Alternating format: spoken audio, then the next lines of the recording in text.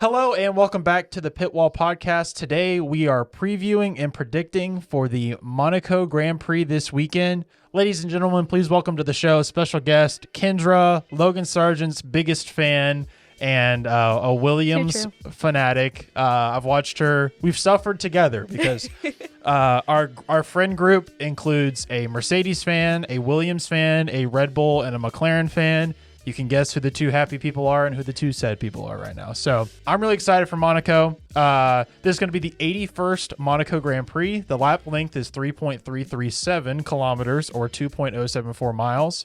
It actually gets special exemption because this is Monaco. It's barely wide enough. It's not long enough. The cars barely fit, but none of that matters because Saturday qualifying is awesome. It's one of the best sessions of the year. So all the people that complain about the race not being good enough, they're wrong. They just don't watch qualifying. I call this a driver skill track, which means that basically anybody could win theoretically. There are definitely limitations still. You have to be good in the low speed corners. So I like last year going into Monaco, I didn't think Alex Albon was going to win Monaco with a straight line demon. So, and frequent rain happens like all the time at this track. Randomly, they'll say there's no rain, and then rain is coming. So this weekend, they're saying that the rain may or may not come. It's set to come on Saturday. They're looking at a very interesting qualifying session with like a 50% as of 24 hours ago. So we'll see what happens. Well, Sunday, they're always like, it's not going to rain, and then it always rains. So yeah. So anyway. Let's get into our predictions for what's going to happen. I'm very excited. Kendra, I mean, where do you want to start? You want to start with pole position? Where do you want to start? I feel like we should start pole. Start from the top. All right. Well, give me who's going to get pole and your reasoning. I think this year it's Leclerc's year. He's going to break the curse. He's been racing like a maniac. He's been in the top 5 every single race so far this year. I think this is his year. Well, that is pretty interesting. I have Max on pole. Of course. I don't think it's going to be like last year, though. No. Where he absolutely threw his car into the wall for the entire last third sector and basically just ricocheted Plinko style to get pole position. I don't see that happening. So, I like exactly that way. I think he's just going to make us all think that he's not going to get it and then just pull out a lap. Like he did this last weekend. Mm-hmm. I got to say, this in the what's it called? The Imola pole that he just got was unbelievable.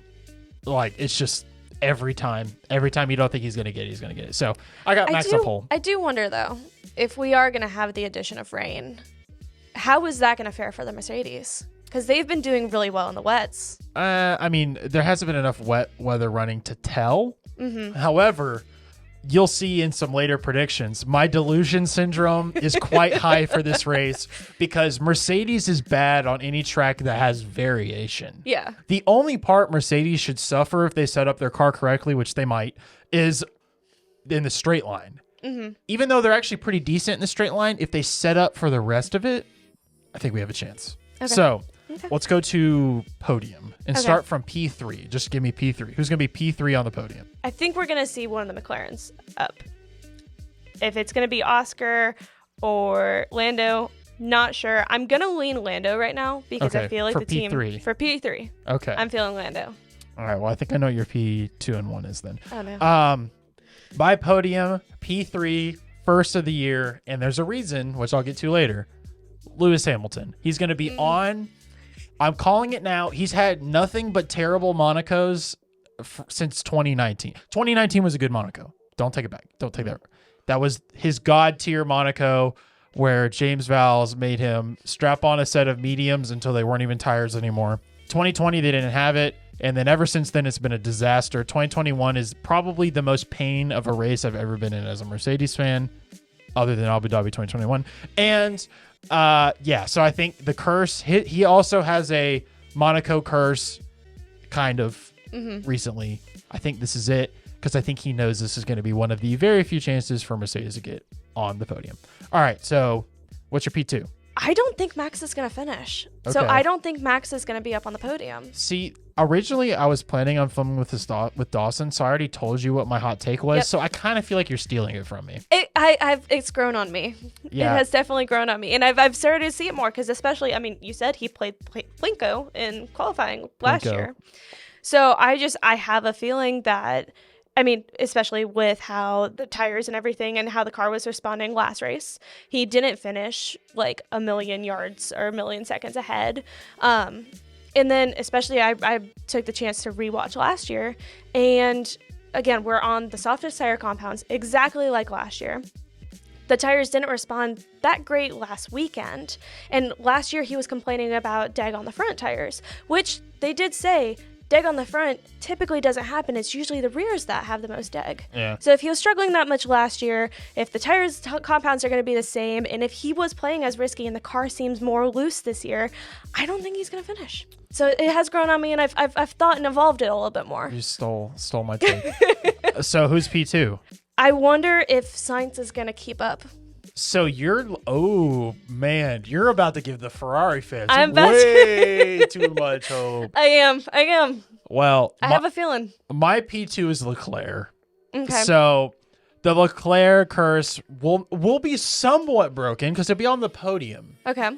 And he will not crash into his elementary school. However, I don't think he's gonna win. I don't think he's gonna win because the person that I have in first position, I think, is just the driver of the moment right now. It might surprise you, but I don't think that McLaren is beatable right now. No? By Ferrari in this current state. Could be wrong. So it is a McLaren. I'll tease you with that. But I am predicting a Max Verstappen disaster class this weekend because he's going to have all this trouble. Again, Kendra stole my idea. Sorry. So first of all, he hit the cone in Miami, which is like, I mean, there must be something wrong with Max. All right. He hit the cone. Well, he almost took it out again last week. Yes, he did. He almost hit it at Imola. And I'm convinced that he is going to DNF for the first time that is his fault since Monza of 2021. That's how long it's been since he DNF'd and it was his fault. You know, in the incident where he tried to decapitate Lewis Hamilton with his car? Yeah, that one. So, I remember that day well. Yeah, that's where I think it's going to happen. I think that he's going to barely get pole, and then he's going to crash somehow. The last mistake that I can even recall him really making, like the cone, is he hit the wall in qualifying at Silverstone. And boy, did that get a roar of the crowd, let me tell you. So anyway, I'll save my number one. Who's going to win the race? I'm not usually a Leclerc fan. I'm really not. But I want him to do well this weekend. It would be a great story. I want him to win it.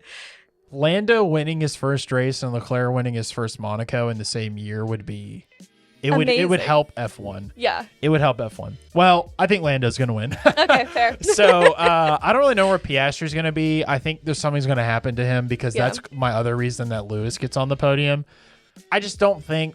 I think Lando. I think that's going to be the joke of Leclerc's this time in Monaco is, well, he could have won, but Lando wins because I think Lando's going to get P2. This is a very similar-ish track to the qualifying situation, and I think Lando's going to do well. I almost said Piastri, but I don't think Piastri's quite at the win Monaco level yet. So let me throw you through Dawson's predictions real fast. He has a pole position of Max Verstappen. Of course. He has a podium of P3 Leclerc, P2 Lando, and Max wins. Of course. He says something funny. Either K-Mag gets his remaining 2 penalty points of this race, or Alpine somehow makes it into the top 10. Somehow making it into the top 10 is actually not that unreasonable, I don't think, at this track. Yeah. So yeah, that's our predictions. Let me know what you guys think is going to happen. I am concerned. And I have one more question for you that I did not prepare you for. Oh, goodness. Me and Dawson wax philosophic about a couple drivers. Checo's one of them. We talk about whether or not he deserves a seat very frequently. But Kendra, I don't know when the next time you're going to be on is. So tell me right now, once and for all, in 2025, will Logan Sargent be on the grid? As Logan Sargent's biggest fan and yet an unbiased take, I'm sure. Totally unbiased. What will Logan Sargent be on the grid and why? And where? Let me just flex my Williams shirt one time. I am hopeful that he will be. Okay. I feel as if, even though he hasn't been given the full opportunities this year, with getting upgrades second, which of course, like, you want your point scorer to have the most opportunities, so I understand it, but at the same time, I don't understand it. I'm hopeful he will be. Okay. Whether or not it will be in the Williams is yet to be seen. I've known we've hypothetically tossed out him like going to Haas because that is American team. Dude, the America overload would be... It would be amazing. Insane. I'm really hopeful. I feel like he's improving. He's keeping within a few tenths now of Albon in terms of lap speed, in terms of qualifying. He's just been hit with bad luck, which is seemingly the way of Williams this season. Yep. It's just every race something has happened, and it's just not been great. It's just so interesting because, like, you would think if McLaren wasn't good, you would think, oh, it's the Mercedes power unit family. Like, something's wrong. Because Aston is Aston, and they have Lance Stroll, so, like, that's their own thing. Yeah. But also, they just can't upgrades to the car. Just build a car over the winter and just stop Aston. Like, there's no you've made no progress. You're doing way worse. Thankfully, because Mercedes can just screw around and get P4 at this point. They can just screw around, do whatever they want, and worst case scenario is P4. And honestly, maybe best case scenario is also maybe P4. Yeah. So, I don't hate me. I don't think he's gonna be on the grid. I don't think so. But see, I have the leeway of changing my opinion because I'm on here weekly. But if I had to guess right now, I'm going to say he's going to DNF at this race. For some reason, I'm not saying it's going to be his fault, but he finished last year. It wasn't because they put him on softs. Yeah. And they had him tire testing to get used to, like, running on different tire compounds. And then you had the rain that came in. So he was put on, like, the intermediates. But he finished. So, and he's been finishing more. Okay, but that's not the mark of an F1 driver. It's like finishing is not even on the list of requirements. He's finishing. He's not running into people. Stroll. Yeah, they can't help Stroll. Stroll leaving would fix so many issues because Yuki could go there. Like, there would just be, it would free up the congestion. It would help. But, you know, so yeah, I don't know. Well, I hope he stays. Honestly, I think maybe Haas might be a better place for him. I do too. Because I think Williams is just a better team overall. Obviously, they have more history, and Haas never had a podium, so...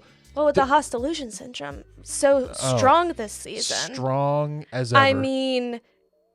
Come on, Behrman Sargent would be an insane lineup. That'd be great. I could consider it. Dude, just imagine all the American flag merch they're going to make. That would be amazing. Anyway, but you said you would stay a Williams fan as well. I would stay a Williams fan if Logan did go to another team. Just like you, I would be a Logan fan and then a Williams fan. Yep, I'm wearing my Hamilton shirt today as a tease for my thing. So anyway, that's about it for this short episode. Thank you for coming on, special guest. Thanks for having me. Yeah, Max Verstappen disaster class. That's what I want to leave you with. So fingers crossed. Fingers freaking crossed. Haha, Dawson, you're not here to say, no, I want him to win. That's not how Dawson. No, I want him to win. Oh, yeah. Didn't you have something? We're going to mention something about you had tire chat. I had a little bit of my tire chat. I did have one minute thing. Okay. One more thing. It's going to be interesting. Daniel hasn't raced here since 2022 in the McLaren. He had off last year because De Vries had the seat. Yep. So I was like, maybe we'll see something about. He's won here. Yeah. So that one of probably maybe his best race. So yeah, he just something to keep an eye on. He beat Mercedes in 2018. Anyway, well, that's very interesting. We'll see how that plays out. I could totally see. I'm totally on the Daniel Ricciardo hype train. I'm also on the Charles Leclerc hype train. I just don't think he's going to win this race. So yeah, but maybe a race win will come. So that's about it. Thanks for watching. Subscribe, follow at the Pitwall Pod, and we'll see you after Monaco.